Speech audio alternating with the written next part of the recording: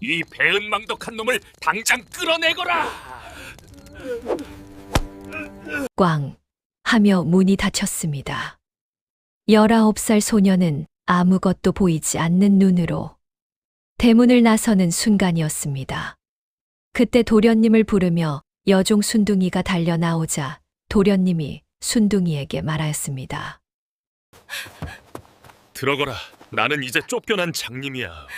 제가 도련님의 눈이 되어드리겠습니다. 영진은 더 이상 아무 말도 하지 않았습니다. 앞장서거라. 그것이 시작이었습니다. 한양 북촌의 기와집 대문이 쾅하고 닫히던 그날 밤, 앞을 볼 수 없게 된 소녀는 온 세상에 홀로 버려졌습니다. 이제 아무도 알아주지 않았습니다. 본격적인 사연 시작 전 구독과 좋아요 부탁드립니다. 그리고 지금 어디서 듣고 계신지 댓글로 남겨주세요. 단 한 사람 뚱뚱한 몸집 때문에 늘 놀림받던 여종 순둥이만이 그의 곁을 지켰습니다. 이씨 가문은 3대째 역관직을 세습해온 중인 집안으로 북촌에 기와집 12칸을 소유할 만큼 부유했습니다. 명진은 이 집안의 적자로 태어났지만 2살 때 어머니를 여의었습니다. 명진이 7살 되던 해 아버지 이첨지는 몰락한 양반가의 과부 강씨를 후처로 맞았습니다. 강씨 부인에게는 3살 된 아들 길동이 있었고 그렇게 길동은 명진보다 4살 아래의 이복 동생이 되었습니다. 처음 몇 년간 강씨 부인은 현명한 어머니처럼 보였습니다. 어린 명진의 손을 잡고 그를 가르쳐 주었고 밤이면 이불을 덮어주며 자장가를 불러주었습니다. 하지만 그 자애로운 얼굴 뒤에서 그녀의 밤은 늘 불안으로 가득했습니다. 영진이는 이 집의 적자다. 이 집안의 모든 재산이 저 아이 차지가 될 것이다. 우리 길동이는 아무것도 받지 못할 것이다. 설상가상으로 길동은 아무리 애를 써도 형만큼 총명하지 못했습니다. 명진이 사설을 줄줄 읽을 때 길동은 천자문도 버거워했습니다.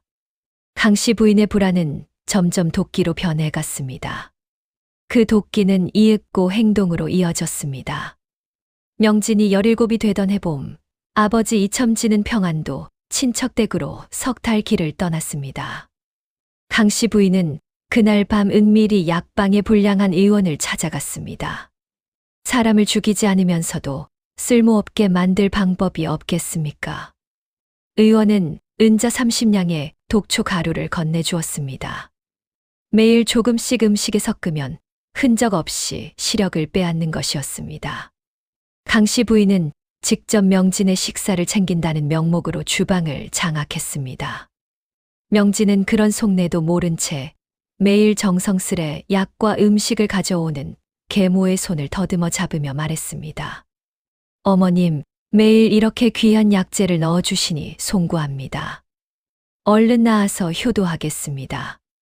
명진은 해맑게 웃으며 독이 든 탕약을 비워냈습니다. 그 모습을 지켜보는 강씨 부인의 입가에는 서늘한 미소가 스쳤습니다. 열흘쯤 지났을 때부터였습니다. 명진은 밥을 먹다 숟가락이 보이지 않아 국그릇을 엎질렀습니다. 익숙한 서재 문지방에 걸려 넘어지며 손바닥이 까졌습니다.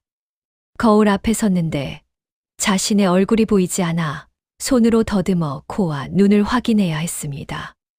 그 참담함이란 말로 표현할 수 없는 것이었습니다. 어머님, 눈이 점점 보이지 않습니다. 의원을 불러주십시오.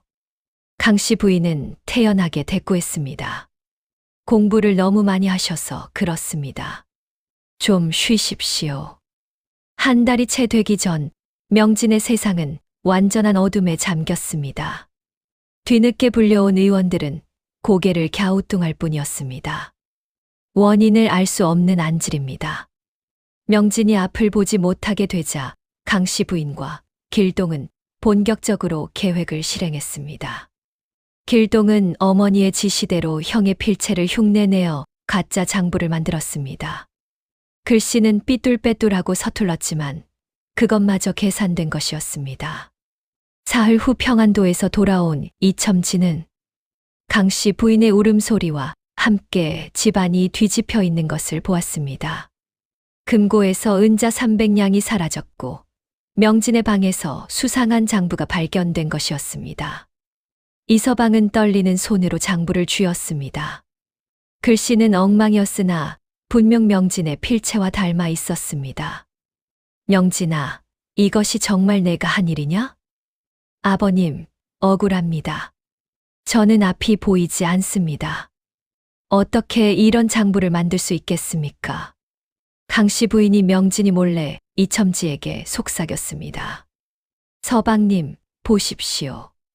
글씨가 삐뚤빼뚤한 것이야말로 증거입니다. 명진이가 눈이 희미해지자 겁이 난 겁니다. 눈이 멀어가는 와중에 억지로 쓴 장부가 아니면 무엇이겠습니까? 이첨지의 얼굴이 굳어졌습니다. 처음에는 아들을 감싸려 했지만 강씨 부인의 말 한마디가 비수처럼 가슴에 꽂혔습니다. 아들의 장애가 아들의 도덕성마저 무너뜨렸다고 믿게 만든 것이었습니다. 명진아, 나는 너를 믿고 싶구나. 하지만 증거가 이러하니 어찌 변명하겠느냐. 지금 당장 이 집을 떠나거라. 이첨지는 죽은 전처의 얼굴이 머릿속을 스쳐 지나갔으나 눈앞에 명백한 증거와 강씨 부인의 눈물이 그를 사지로 몰아넣었습니다. 그날 밤 모든 하인들이 명진을 외면했습니다. 그러나 순둥이는 달랐습니다.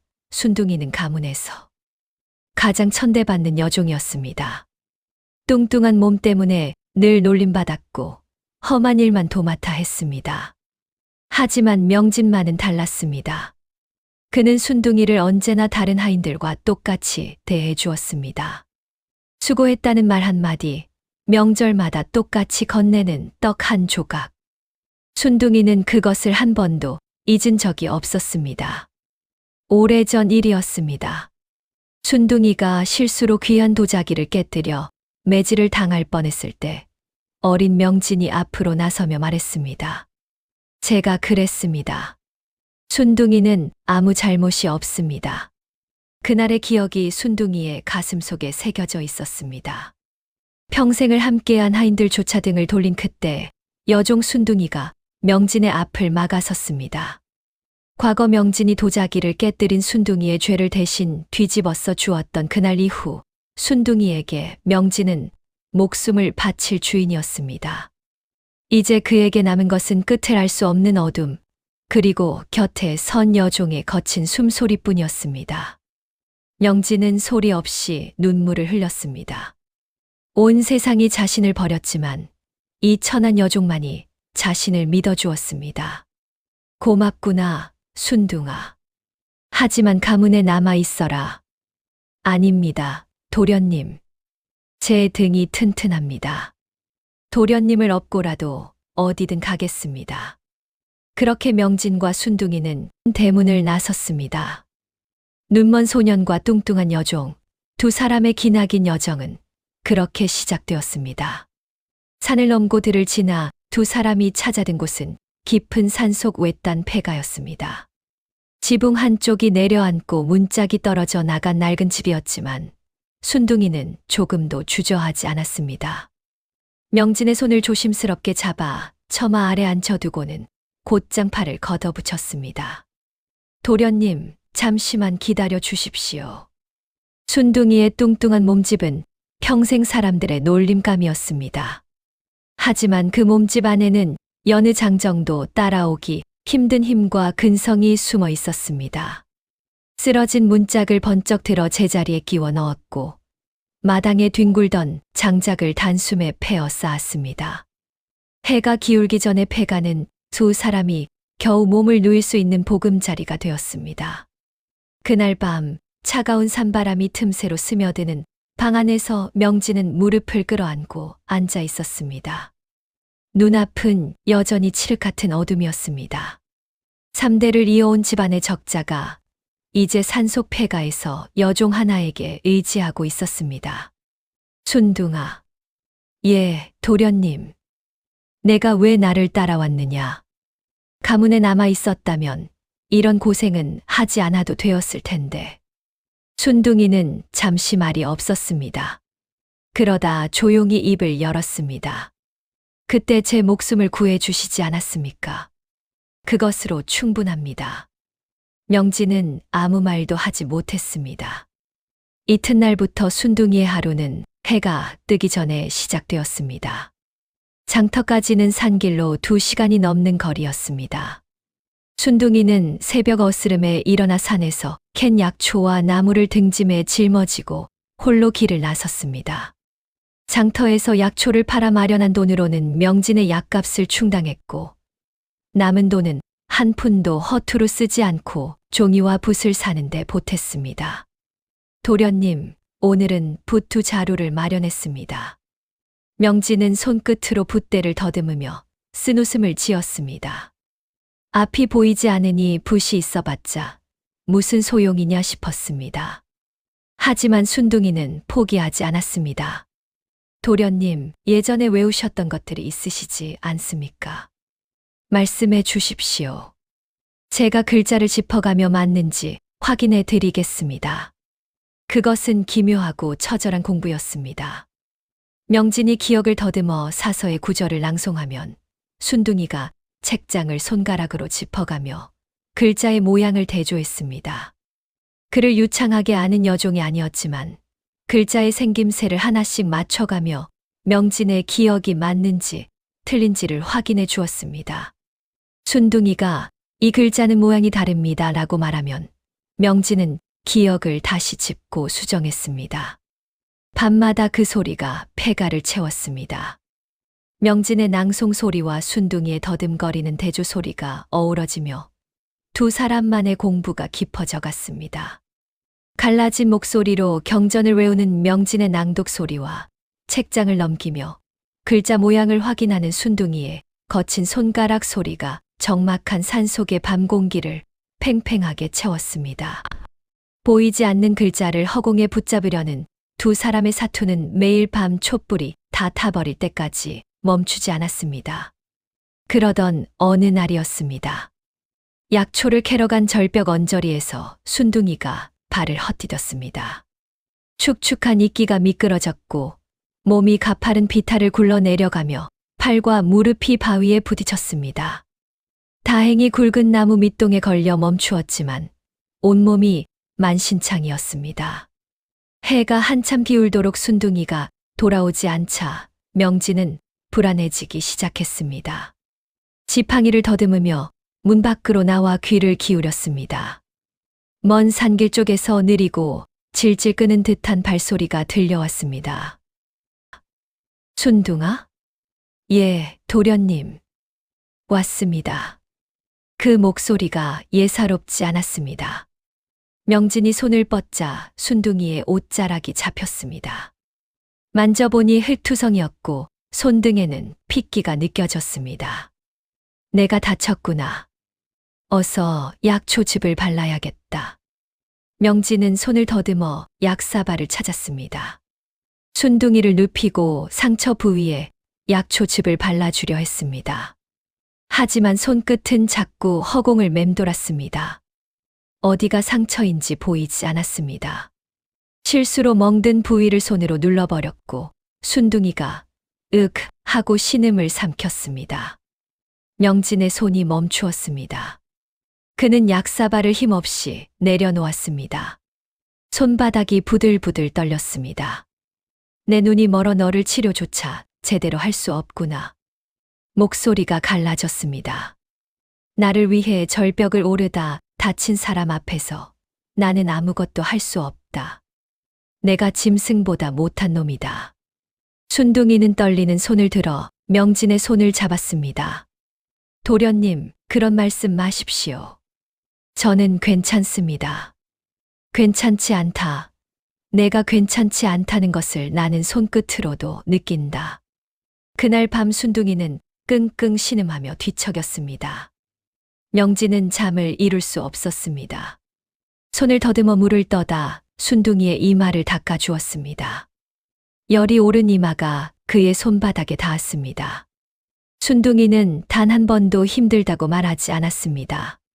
장터까지 무거운 등짐을 지고 몇 시간씩 걷는 일도 절벽을 타고 약초를 캐는 일도, 밤새 글자를 짚어가며 공부를 돕는 일도, 모든 것을 당연한 듯 해내며 한 번도 내색하지 않았습니다.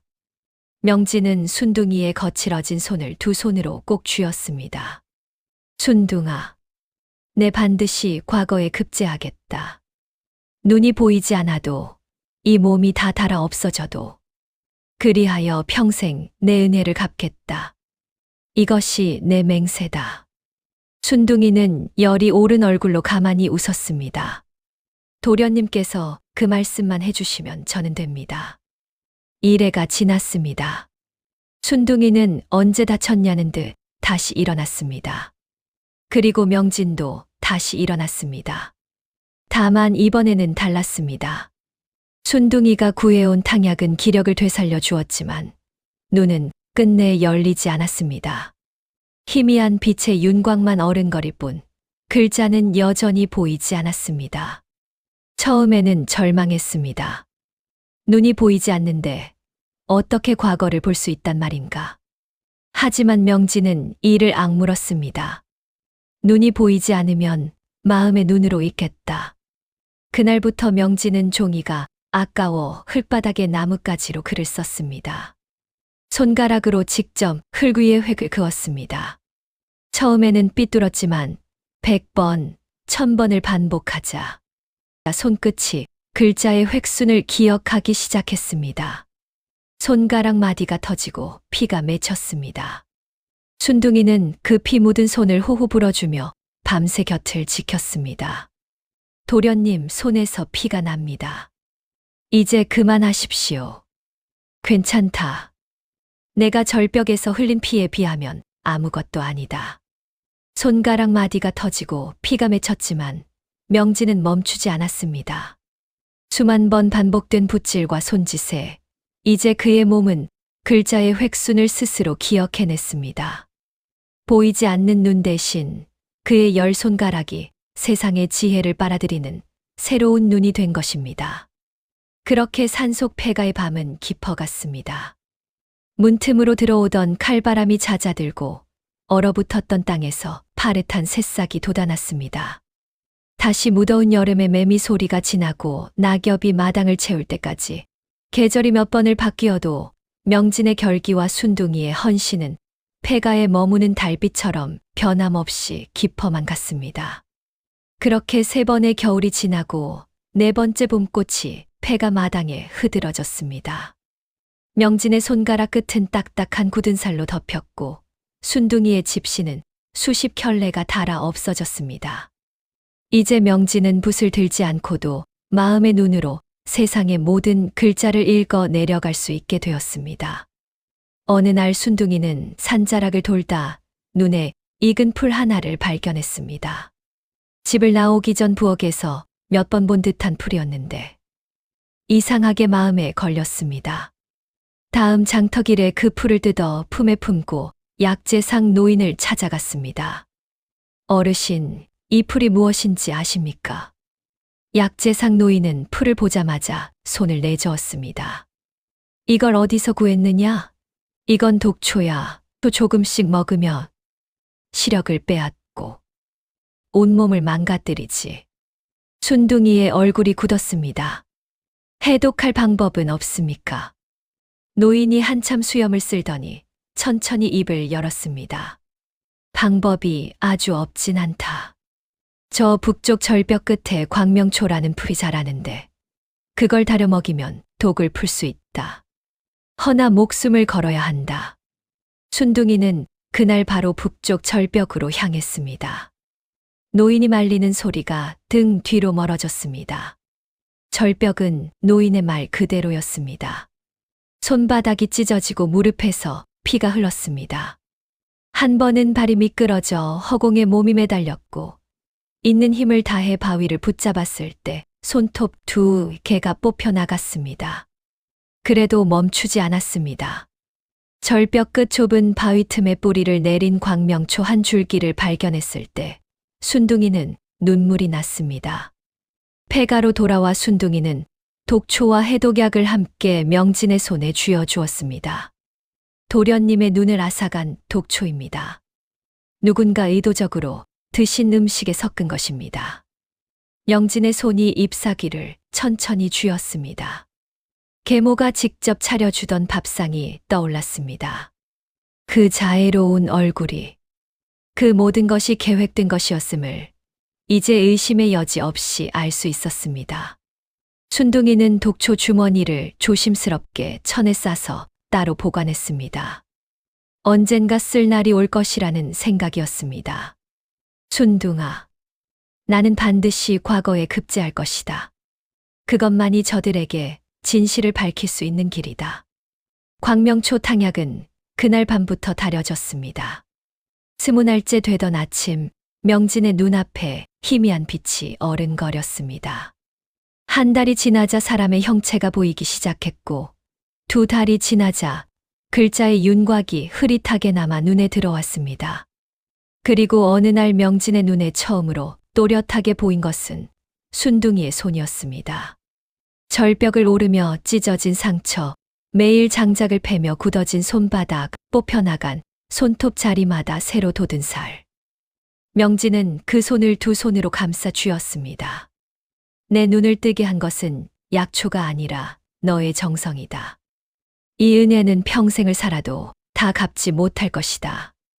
명진은 그날부터 미친 듯이 책을 읽었습니다. 잃어버린 5년을 되찾겠다는 일념 하나였습니다. 과거 시험일이 밝았습니다. 한양 시험장에 들어선 명진은 자리에 앉아 시험지를 받아들었습니다. 그런데 눈앞이 흐릿했습니다. 글자들이 번져 보였습니다. 아직 완전히 돌아오지 않은 시력이 하필 이 순간 발목을 잡았습니다. 심장이 쿵 내려앉았습니다. 붓을 쥔 손이 멈추었습니다. 주위에서는 다른 선비들이 거침없이 붓을 놀리는 소리가 들렸습니다. 지금 이러면 안 된다. 명진은 눈을 꼭 감았습니다. 그러자 어둠 속에서 순둥이의 손이 떠올랐습니다. 손톱이 뽑혀나간 자리, 바위에 긁혀 굳은 살이 된 손바닥, 피가 맺힌 손가락 마디. 그 손이 흙바닥에 글자를 짚어주던 밤들이, 새벽에 탕약을 다리며 또 드십시오 라고 말하던 목소리가, 절벽 끝에서 광명초 한 줄기를 품에 안고 내려오던 그 손이 순둥이의 목숨을 걸고 만든 오늘이다. 내가 여기서 멈출 수는 없다. 천천히 눈을 떴습니다. 흐릿하던 글자들이 또렷해졌습니다. 순둥이의 상처 입은 손이 눈앞에 겹쳐 보이는 듯했고, 그 환영이 사라지자 시험지의 글자들이 선명하게 눈에 박혔습니다. 명진은 눈을 한 번 감았다 다시 떴습니다. 꿈이 아니었습니다. 하늘이 나를 도우시는구나.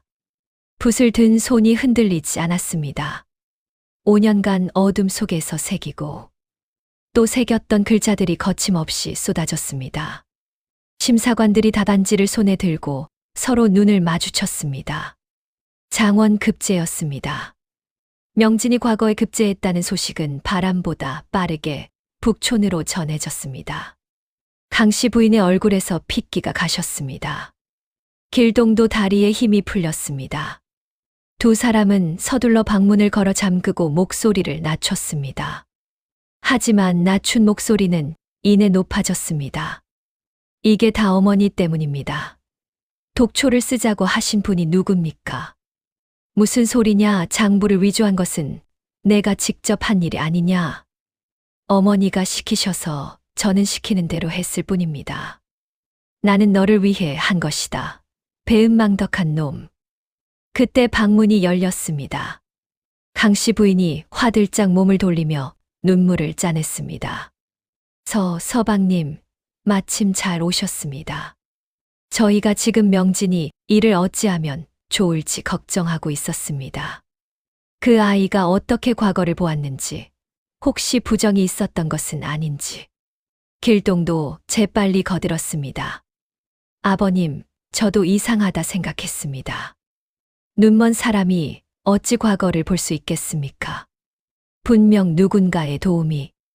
이첨지는 아무 말도 하지 않았습니다. 대신 손에 들고 있던 것을 천천히 내밀었습니다. 천에 쌓인 작은 주머니였습니다. 순둥이가 그날 보관해 두었다가 몰래 이첨지에게 전해준 독초 주머니였습니다. 이것이 무엇인지 아느냐? 강 씨 부인의 눈이 흔들렸습니다. 길동의 얼굴이 굳었습니다. 약재상이 확인해 주었다. 눈을 멀게 하는 독초다. 그리고 나는 방금 전 이 문 밖에서 너희가 나누는 말을 모두 들었다. 이첨지의 목소리는 낮고 조용했습니다. 그러나 그 안에 담긴 것은 차갑고 단단한 분노였습니다. 강 씨 부인은 더 이상 눈물을 짜내지 못했습니다. 길동은 입술을 달싹이다 그마저도 멈추었습니다. 할 말이 있느냐? 할 말이 있느냐고 물었다. 아니, 대답할 필요 없다. 내 놈들의 추악한 변명은 이미 내 귀가 다 들었으니. 이서방이 서늘한 눈빛으로 길동을 쏘아보았습니다. 내 오늘부로 너를 호적에서 파내고 너희 모자의 죄상을 낱낱이 적어 관가에 넘길 것이다. 사람의 탈을 쓰고 제 형제의 눈을 멀게 한 대가를 평생 감옥에서 썩으며 치르거라. 당장 썩 나가거라. 밖에 누구 없느냐? 당장 이 부정한 자들을 끌어내거라. 이첨지의 서슬퍼런 명령에 마당에 대기하던 장정들이 방으로 들이닥쳤습니다.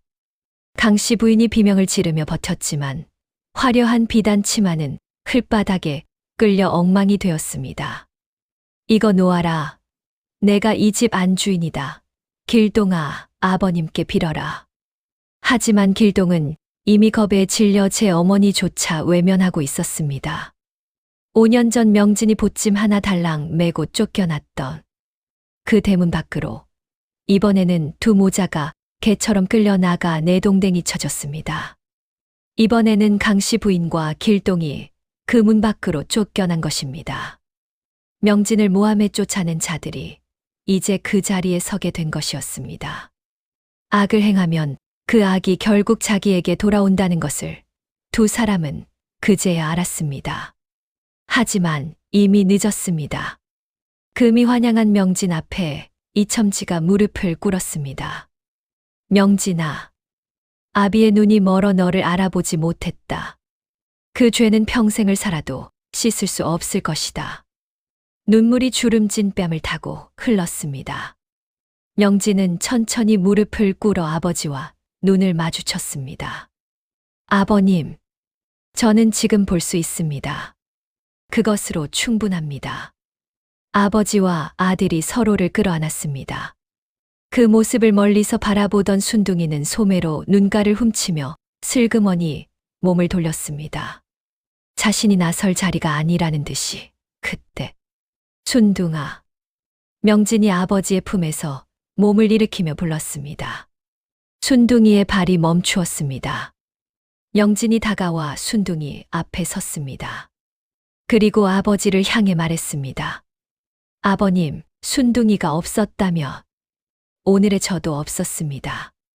절벽을 오르며 해독약을 구해왔고 눈먼 저를 위해 5년을 버텨주었습니다. 오늘 이 급제는 제 것이 아니라 이 사람의 것입니다. 이첨지는 한참 순둥이를 바라보았습니다. 그러더니 천천히 몸을 숙였습니다. 중인 가문의 가장이 천한 여종을 향해 허리를 굽힌 것이었습니다. 그 자리에 있던 모든 이들이 숨을 멈추었습니다. 내가 내 아들을 살렸다. 이 은혜는 이씨 가문이 대대로 잊지 않을 것이다. 순둥이는 굳어버렸습니다. 도망가야 하는지 엎드려야 하는지 몰라 그저 그 자리에 서 있었습니다. 눈물이 뺨을 타고 흘렀습니다. 울지 않으려 했는데 이번에도 눈물이 먼저였습니다. 가문의 명예를 되찾은 후에도 명진은 서두르지 않았습니다. 벼슬길에 오르고 아버지와 해후하고 집안이 다시 자리를 잡는 동안에도 명진의 마음 한편에는 늘 같은 사람이 있었습니다. 하지만 순둥이는 그 모든 것이 정리되자 조용히 뒤로 물러났습니다. 도련님이 사대부들과 이야기를 나눌 때면 부엌으로 사라졌고 손님이 찾아오면 자신은 있어서는 안 될 사람인 양 몸을 숨겼습니다. 명진은 그것을 모르지 않았습니다. 어느 날 저녁 명진은 순둥이를 마당으로 불렀습니다. 해가 막 기울어 노을이 담장 너머로 번지던 시간이었습니다. 순둥아, 앉아라. 도련님, 저는 괜찮습니다. 서 있겠습니다. 앉으라 하였다. 순둥이는 머뭇거리다 마당 끝 맷돌에 걸터 앉았습니다. 명진은 그 맞은편에 앉아 한참 순둥이를 바라보았습니다. 시력을 되찾은 뒤로 명진은 종종 이렇게 순둥이를 바라보았습니다. 순둥이는 그럴 때마다 불편하다는 듯 고개를 숙였습니다. 왜 자꾸 피하느냐? 제가 언제 피했습니까? 내가 방으로 들어오면 내가 나간다. 내가 마루에 앉으면 내가 부엌으로 간다. 내가 모를 줄 알았느냐? 순둥이는 아무 말도 하지 못했습니다. 도련님은 이제 높은 자리에 오르셨습니다. 저 같은 사람이 곁에 있으면 보기 좋지 않습니다. 누가 그런 말을 하더냐? 아무도 말하지 않았습니다.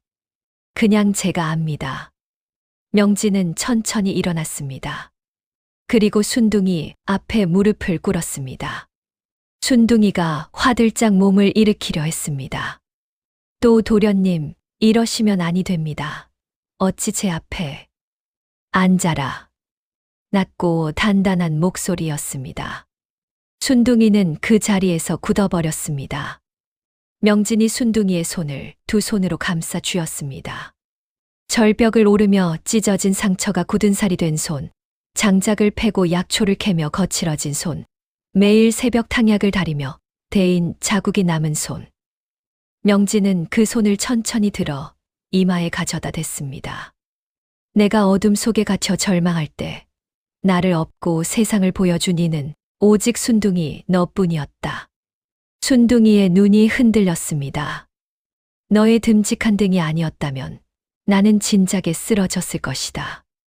그 절벽을 오르내리며 손톱이 뽑혀도 내색 한 번 않고 밤새 글자를 짚어가며 곁을 지켜주던 내가 이 세상에서 가장 고귀한 사람이라는 것을 나는 눈이 멀었을 때부터 이미 알았소. 도련님, 나는 그대에게 청혼하려 하오. 순둥이의 입에서 말이 나오지 않았습니다. 한참 동안 그저 명진의 얼굴을 바라보았습니다. 농담인지 확인하려는 듯이. 하지만 명진의 눈은 진지했습니다. 흔들림이 없었습니다. 저는 천한 여종입니다. 뚱뚱하고 투박하고 도련님 곁에 설 자격이 없는 사람입니다.